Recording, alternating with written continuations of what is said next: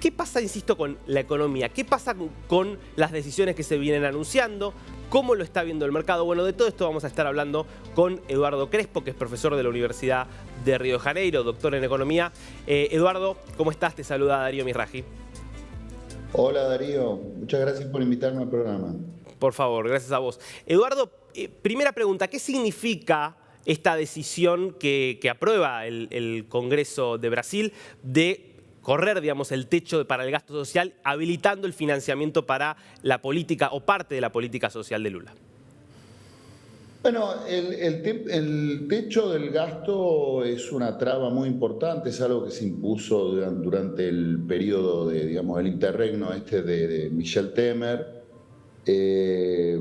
Creo que ya se había creado un consenso de que esto era insostenible. Mucho ya cuando se impuso esta medida decíamos esto no se va a poder cumplir. De hecho no se cumplió nunca, hasta donde recuerdo. Ya los últimos años de Bolsonaro estaban muy lejos de cumplirse.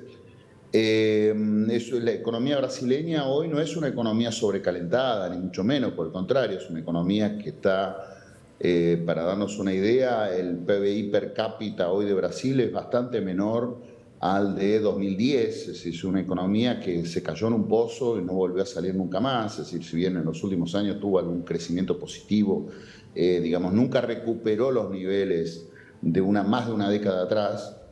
Y en ese contexto, digamos, tener un techo de gasto público cuando no existen, como en otras economías, como por ejemplo en la Argentina, problemas de balanza de pagos, falta de reservas y problemas de inflación, por ejemplo,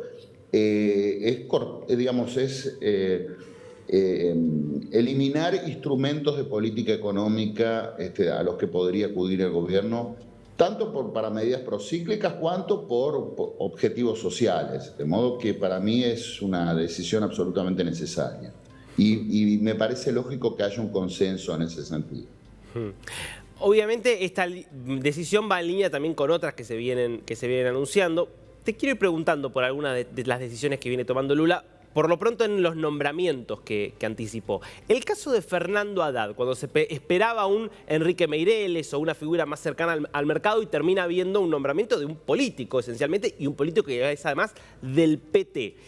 ¿Cómo están reaccionando los actores económicos ante esta decisión? Al principio me parece que hay expectativas. Interpreto que la designación de un Meireles o de una figura semejante era más de lo mismo. Es decir, de hecho venimos viendo yo diría ya desde el último gobierno de Dilma, que viene gobernando gente parecida a Meireles y la economía brasileña no le ha ido bien. Estamos hablando ya de 14 años, 15 años, perdón, estamos hablando de 8 años, ¿no?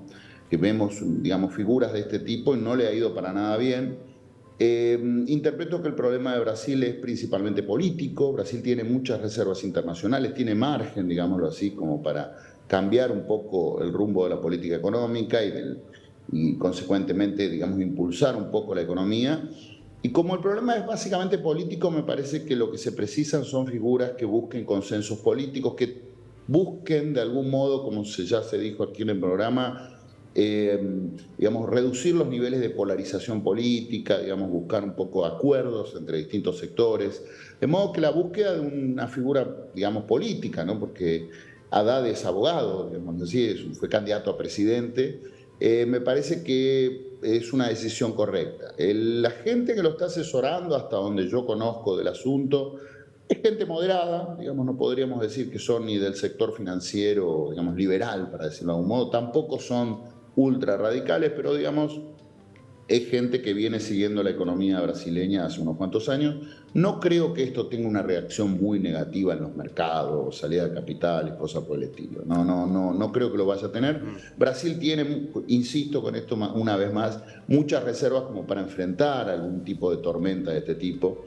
De modo que no me preocuparía demasiado con el asunto. Ahora, Eduardo, pensando entonces en la idea de una figura política que genere consenso, que podría ser una vía alternativa, lo que muchos están planteando, ok, vos buscás eso, pero lo ponés a Haddad para ese trabajo, que es alguien que es de tu riñón, que es alguien que claramente está muy lejos del punto medio de la política brasileña, considerando sobre todo que la política brasileña, objetivamente, por lo menos en la composición del Congreso, se ha corrido mucho hacia la derecha. ¿Es la mejor persona para tener interlocución justamente con los que no piensan como Lula? Yo escucho con alguna distorsión, me disculpan, pero no terminé de escuchar, no sé si hay un problema con el audio. A ver si vamos a tratar de ir mejorando el audio mientras hablamos. No sé si ahí me escuchás bien, Eduardo.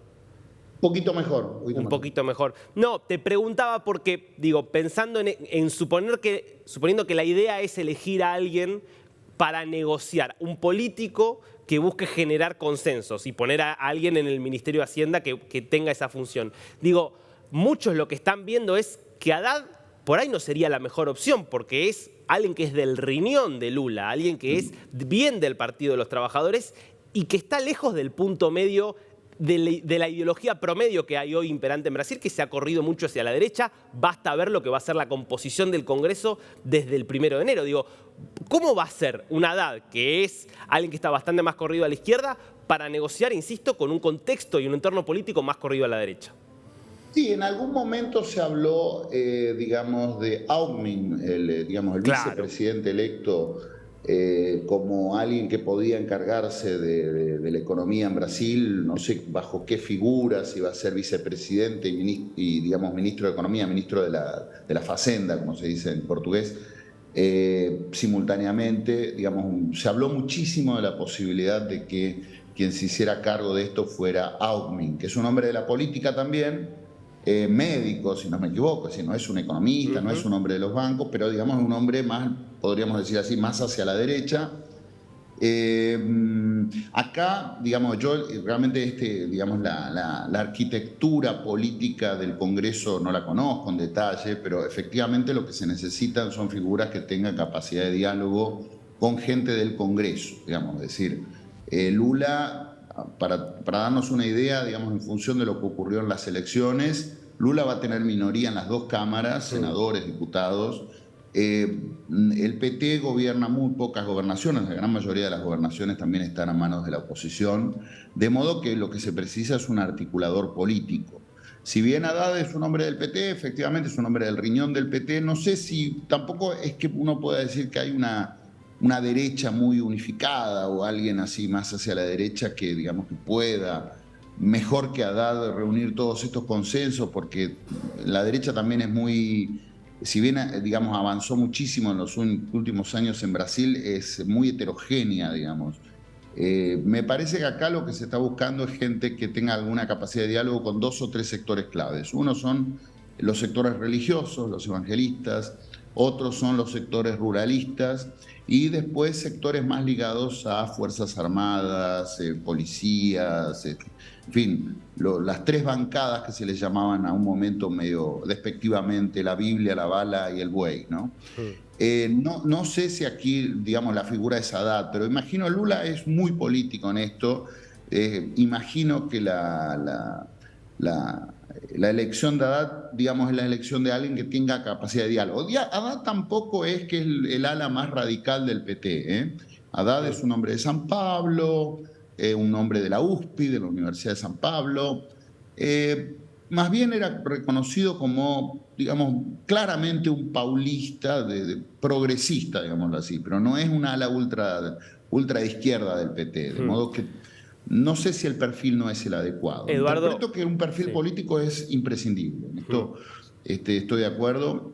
Y no sé si, digamos, alguna otra figura que uno pudiera identificar más hacia la derecha sería más adecuada. Lo de Alckmin tal vez era razonable, realmente lo desconozco, digamos. Desconozco los detalles, pero tampoco podríamos decir que Haddad es una figura así muy que genera muchas reacciones. De hecho, tuvo un porcentaje de votos interesante en San Pablo para lo que fue esta elección. De modo que, y es en San Pablo donde está el centro económico financiero de Brasil, ¿no? De modo que, por lo menos en mi interpretación, Haddad es una elección bastante razonable. Eduardo, igual vos traes a colación la figura de Geraldo Alckmin. La información que está llegando de ahora mismo de Brasil, es que Alckmin... No me escuchás. Hay A alguna ver, distorsión en el audio nuevamente. a ver si podemos ir corrigiéndolo con Eduardo. Mientras tanto doy la información, que es que Geraldo Alckmin va a estar a cargo, no del Ministerio de Hacienda, que como dijimos va a ser para Fernando Haddad, sino del Ministerio de Desarrollo, Industria y Comercio. Es decir, que el vicepresidente, que recién nos decía Eduardo Crespo, que efectivamente es alguien más corrido a la derecha, alguien más de los sectores más conservadores, que se unió como aliado a Lula, a pesar de haber sido rival durante buena parte de la trayectoria política, va a estar a cargo de un ministerio del área económica, que no es el de Hacienda, que digamos, es el ministerio cabeza, sino un ministerio que es, insisto, desarrollo, industria y comercio. Es decir, que va a tener un papel importante también en el área económica Geraldo Alckmin, porque en estas horas Lula está terminando de definir quiénes van a ser muchos de los ministros. No sé si lo tenemos ahí a Eduardo, si me escucha ahí. Escucho, más o menos me doy cuenta de que está hablando, pero no llego a entender muy bien. Sí. Bueno, a ver, ahora veremos si se puede. Vamos a hacer un último intento a ver si podemos ahí terminar de definirlo. Porque claro, otra de las cosas que era interesante preguntarle a Eduardo Crespo es por otra modificación que se hizo en los últimos días en el Congreso, que es la decisión que permite que se nombren a políticos, a gente que ocupó cargos políticos recientemente en empresas del Estado. Y ahí hay una empresa clave que es el Banco Nacional de Desarrollo, el BNDES de Brasil, un banco muy importante. Y hay una figura que fue anunciada por Lula para ocupar la presidencia del banco, que es Aloisio Mercadante, que también es visto por algunos sectores del mercado como una figura muy cercana al PT. Eduardo, ¿ahí me escuchás? Hola. Bueno, Eduardo. Hola. ¿Ahí me escuchás, Eduardo? Estaba escuchando mejor porque me puse el auricular y de repente se cortó. A ver, ahí sí te hablo, ahí me podés escuchar. Ahora sí. Bien.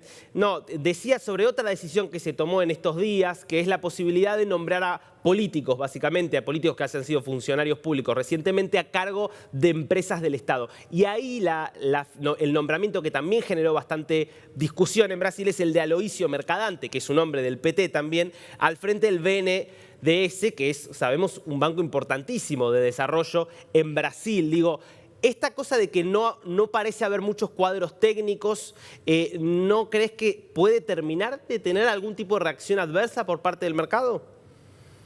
No, en el caso del BNDES, básicamente no creo que tenga un impacto importante en el mercado, en rendimiento de títulos y digamos, de activos financieros en general. El BNDES, digamos, sufrió un golpe muy grande en los últimos años. De hecho, era el centro de una parte importante de la economía brasileña, digamos. Toda gran inversión en Brasil pasaba por el BNDES y podríamos decir, sin exagerar, que fue desmantelado en los últimos años. Lo que se tratará de buscar, imagino, esto sería lo más razonable, es que recuperara el BNDES, que vuelva a ocupar el lugar que ocupaba antes. Ahí si la figura es política o si es técnica, yo diría que en general las figuras que han estado a cargo del BNDES, por lo menos durante el periodo del PT, Coutinho, por ejemplo, son todas figuras que están ahí a medio camino entre técnicos y políticos, de gente que tiene, digamos, capacitaciones, que tiene habilidades técnicas, títulos universitarios, etcétera, vinculados a la economía, pero al mismo tiempo de gente que conoce los sectores, que, digamos, tiene diálogo con sectores empresariales y demás. Aquí más que, digamos, si la figura es de un lado u otro, me parece que lo fundamental es cuál va a ser la política con relación al BNDES, si se va a dejar al BNDES en el estado en el que está o vuelve a recuperar el rol que tenía antes. Me parece que es absolutamente imprescindible que vuelva a tener el rol que tuvo siempre, porque es desde ahí de donde se impulsaban las grandes inversiones en Brasil. Y sufrió un golpe muy grande, ¿no?, en los últimos años. Claro. Eduardo, te hago una última pregunta. Lula asume con, obviamente, el compromiso de alguna manera o la promesa de recrear o regenerar lo que hizo durante sus primeros 2 gobiernos en términos económicos, en términos de inversión social y de mejora de la situación social del país.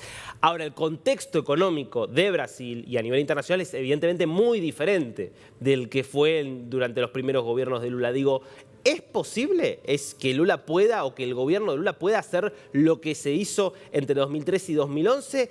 ¿O el escenario es tal que si lo intenta no le va a salir, digamos? El escenario es muy complicado, también en el plano político, por la polarización de la que ya hablamos, porque no, digamos, va a tener que articular una gran alianza para digamos, cambiar el rumbo de la situación en Brasil, tanto política, económica, como a todo nivel. No sé si digamos, la política predominante va a ser, digamos, más orientada hacia la redistribución, como entiendo que fue durante el 2003-2011, digamos, algo más orientado a, digamos, políticas sociales. Imagino que esto va a continuar. Tampoco se puede decir que no ha habido nada en ese plano, por ejemplo, con Bolsonaro. El último año de Bolsonaro, un aumento del gasto social también importante, durante la pandemia.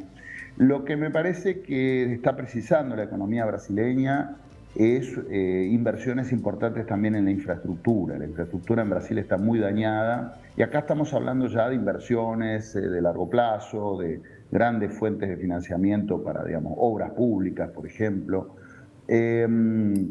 Interpreto, digamos, que es la hora, no sé si esta va a ser la decisión, de también darle alguna importancia a la infraestructura, digamos. Me parece que por eso entiendo que el BNDES debería recuperar, digamos, el centro de la economía brasileña que lo perdió durante los últimos años. De modo que, imagino, digamos, esta ha sido la promesa electoral, diría, de los dos bandos. Justamente esto quiere decir que por lo menos para una parte grande de la población es muy importante. Ya tanto Bolsonaro como Lula prometían mantener los planes sociales, etcétera.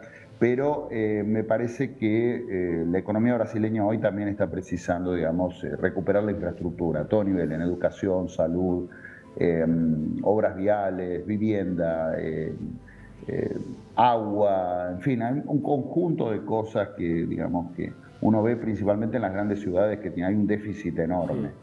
Claro. De modo que me parece que hoy la política debería orientarse más en esa dirección, que tiene un impacto igual general sobre el empleo, sobre la productividad, sobre la competitividad de la economía brasileña o de cualquier economía.